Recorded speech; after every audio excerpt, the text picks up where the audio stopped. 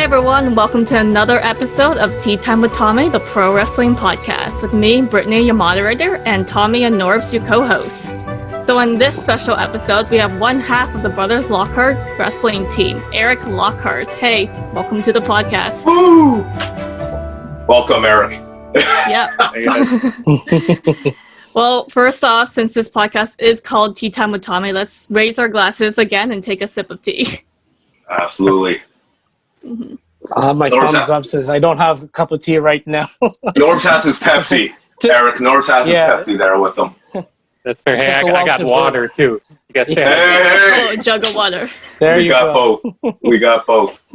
Cool. So first things first, Erik, what inspired you to become a professional wrestler? So growing up, my dad was a big wrestling fan, so it was on TV immediately. In my upbringing, so I gravitated towards it immediately. Like everyone's stories, the colorful characters and all that. So I knew from, I don't even know what age, that's what I wanted to do. And it never changed.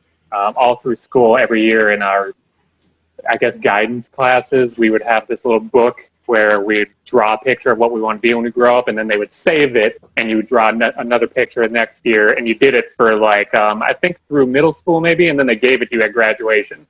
Everyone's pictures in my class were all different kinds of things, football players, astronauts. Every year, from kindergarten to 8th grade, it was WWE wrestler, pro wrestler, it was all the same. So yeah, it's been just like so many people, a lifelong thing. Was it just like a bunch of pictures of you that you drew with like a six-pack of abs every year? It was just I take so long to do things. Like, I'm a perfectionist. I always was when I was a kid as well. That you would have a ring drawn in my legs, and then I didn't even finish because they were like, okay, guidance has been done for 2 periods. We need to move on to the next thing. So yeah, it was a lot of incomplete pictures, but there was always a ring or some colorful gear. So. You were probably like a multi-athlete, because when I see you in the ring, Erik, you're like this high-flying, amazing athletic wrestler. You must have played like 5 sports during high school, I'm thinking. I did really just organized anyway, wrestling and football. I got this idea my sophomore year where I was just going to focus on wrestling. So I stopped playing football. I only did freshman year of that. And all the way through high school, I would just train the whole school year for wrestling. I'd be up in the wrestling room by myself during football season, during track season, and I would just be working on just technique. Shooting against the wall, because one of my coaches told me if you shoot against the wall, it'll teach you to keep your head up so someone can't drive your face into the mat. So I would just shoot, my forehead would keep hitting the wall, because it would teach you to keep your head up, because if you put it down, you're going to get all jammed. So, yeah, I did a ton of reps of that. Oh, amazing. Yeah, it's an amazing technique. What position did you play in football? I was mainly defense, so I play strong safety. Oh, amazing. And, it was just my job to, if guys got through the line, because there's only so much passing in high school football, especially I was in Wisconsin, so it's not like Texas football, per se. So it was just my job to ankle pick the guys. If they got through the line and past the linebackers, I was just the one running them down. So. Excellent. Nice. High school legend. So going off the first question. sorry. No, it's true though. You're Mr. Athlete. You're Mr. Athlete. Going to the second question, Erik, is who? So I think you already mentioned this, but who were your favorite wrestlers growing up, and would you like to wrestle against any of them in a dream match if you had the chance? This isn't going to be a surprising or creative answer by any means, but I was obviously a Shawn Michaels guy. Nice. Good pick. Yeah. So, obviously not wrestling him anymore at this point, because everyone knows he's hung it up. But just to work with him would be great, and his producer role and his aging role and his coach role. It'd be great to work with him. Otherwise, my brother and I were always fans of the Hardy Boys. It'd be cool to get them before they wrap it up. And yeah, I mainly look at places I want to wrestle more so than people I want to wrestle. So it's always what's the next stage of competition? So yeah. Nice. And then when you were training, so you trained with wrestling legend Greg Gagne. So tell us about that experience. Yeah, so we briefly started in the Midwest Pro Wrestling Academy, I believe it was. There's something up in Minneapolis that closed 4 months after we were there. And then we met some guys that were luchadors that had come to Minnesota for regular work, but then wanted to continue wrestling as well. So we actually trained lucha with Charlie Manson Jr. He's a AAA wrestler. I actually don't know if he's there anymore. I stopped following what he was doing years ago now. But after we did that, regular American style wrestling, lucha libre, and then my dad found someone that knew Greg Gagne, because I was still in high school when we were doing all of our training. So Greg watched a couple films of my brothers and my matches, and then he agreed to come out and train us. Obviously, he asked for compensation, but he came and trained us the way that they were trained in his dad's barn. So we learned current day American style, then lucha libre style, then the old school American style. So we were well rounded in our first 2 years of training. And then after he was done with us, he put us out on the road. I'm sorry, what was your question, Brittany? What was his training like? Was that what it is? I was just wondering how that overall experience was, because you mentioned you were still in high school when you were training under him, right? Mm-hmm. Yes, I'd actually graduated early. I graduated after the first semester of my senior year because I was supposed to go up to Lance Storm's school. But then we found Greg, and my dad had actually bought a ring for us so we could all stay more central and didn't have to worry about going and working and finding somewhere to live, moving up to Canada. We could just all stay in our hometown. So he put a ring in a pole shed where they kept boats and stuff as a storage shed, essentially. And then Greg would come and train us, and it was tin walls, dirt floor. So it was just like how he learned when he learned in Burns Barn. So his training wasn't a joke. He made you do 1,000 squats in a row. Oh my gosh. Wow. Yeah, so his cardio was no joke. He would teach us whatever he would be teaching us that week. If he taught us a hip toss, if we didn't have a hip toss down by the next, because he came in every Wednesday, if we didn't have a hip toss down stat perfect by the following Wednesday, then he was going to wash his hands of us. He's like, if you guys aren't learning, I'm not going to waste my time. So, so we had that constant, we need to be on top of this. So, wow, it's a lot of discipline, and yeah, I mean the training regimen of those legends has to be very difficult and challenging at the same time. Different. Yeah, different than what they do now. But I mean, they weeded out the people that wouldn't last in wrestling anyway. They weed them out quick because if you don't really want this, you're not going to do 1,000 squats for no reason, Well, what's the hardest thing that he ever made you done besides the 1,000 squats? I mean, the squats sucked. The first time I did them, 1,000 straight through with no breaks, it still took me 28 minutes. It's half an hour. You're just standing there squatting up and down. So it's a long time. He had us doing, if you guys know, a Beal toss, which is basically a big hip toss out of the corner. He wanted us to Beal toss ourselves so we could get used to controlling our body in the air and landing without hurting ourselves. And white guys can't jump. I'm just going to say that. So for me, throwing myself out there like that and trying to get height on my own without obviously I'm a smaller guy. People can launch me and I'm going to turn in the air. But he was aware of that. As a smaller guy, people are going to throw me and I could easily get out of control. So he wanted me to know how to control my body no matter what height I was at. So that's why he just made you throw yourself. So you just step and jump off on one foot and go as high as you could, and then dive and flip into the middle of the ring from the corner. So, I mean, you weren't on the ropes or anything. You were just stepping out of the corner, flip up. And he made me do that so many times because it's just, he couldn't show me necessarily what he was looking for, but he would know when it was right. So he would just keep making me doing it. That's not right yet. That's not right yet. You need to have this by next week. That's not right yet. And he came in next week and he was like, it's a little better. So I'm not going to leave. But it still needs improvement. So that was the hardest obstacle to get over, I guess, in his training. So I'm guessing, Eric, that after you graduate from Greg Gagne's school, it was a big celebration, right? I guess you guys must have been celebrating very. It was. He immediately just put us on the road. He was like, "So here's how you learn." He's like, "I can teach you all the bumps and everything, but if you're going to learn how to perform," I mean, he didn't use those words, but like, you need to go on the road and do it. So he hooked us up with a promotion that was running up there. They would run every weekend. They would run Friday, Saturday, and sometimes Sunday. And they would run with a really small crew. So you would wrestle 2 to 3 times a night. So I was wrestling 6 to 9 times a week, matches anyway, across a 3-day weekend. So yeah, like we got experience.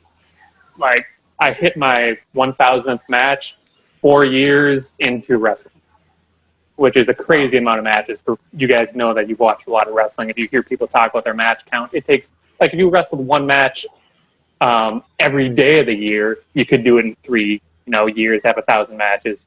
But to do 1,000 matches in like 3.5, 4 years is just, it's crazy. That's how much we were wrestling. So that's crazy. Amazing. Wow.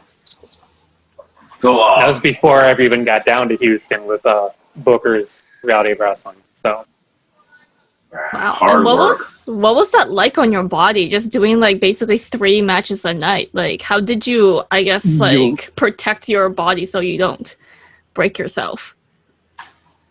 You learn how to not kill yourself in every match. You pick your spots. You pick your bumps, and essentially.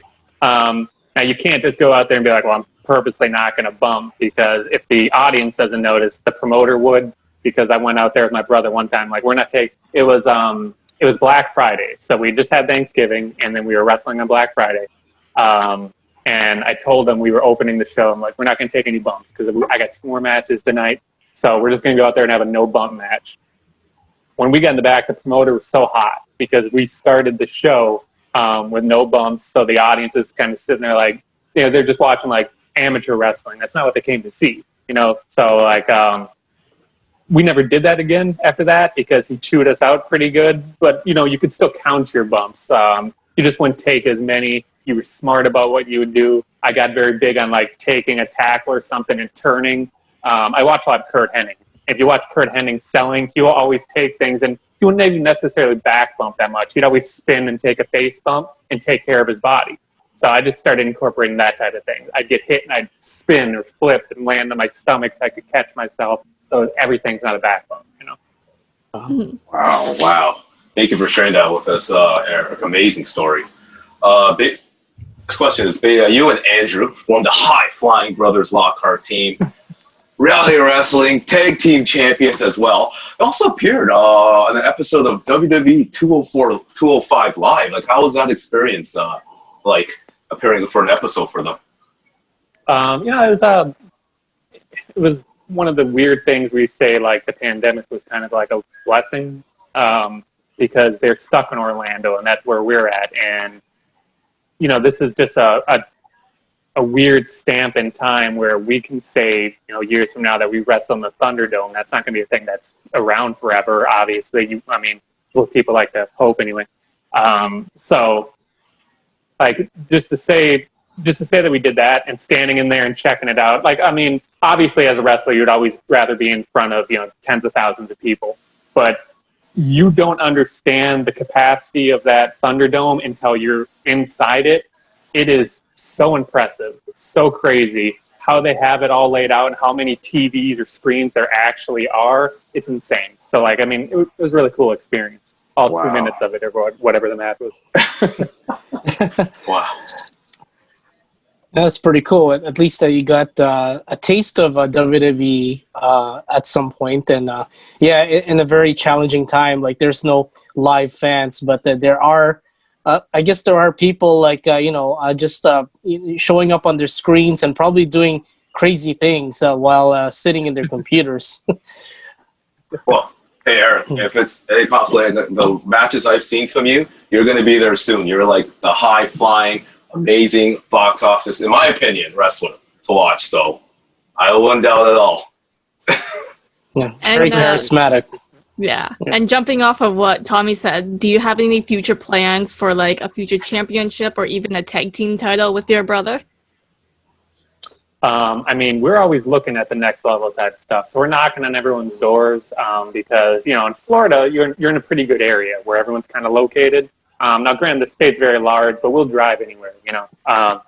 So we don't necessarily look at title accomplishments really because we're just kind of the mindset where it's like, we need to make money doing this as well. We want to get somewhere where we're doing that full time. We're not worrying about doing the weekend warrior thing, you know. Now, granted, there's independent wrestlers that are easily wrestling more matches right now than WWE guys. I mean, they got like one taping a week now. It's a great schedule, but I mean, they're still getting paid. So we were asked to come back after 205, and then restrictions got tighter because just COVID went a little crazier there. So then all that got put on hold.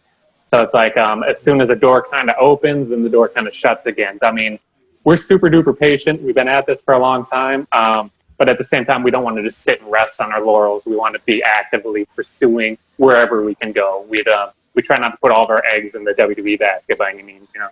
Most definitely. Absolutely. All right. So, Erik, this is the fun part. So the viewers watching this know what's going to come up next. Trivia time. Oh, always get our wrestlers for this fun trivia. 5 questions. No pressure, but only, I think 24 people got perfect out of the other celebrities in the history of Tea Time. I don't know if it's 24 or so. I believe you will be 25.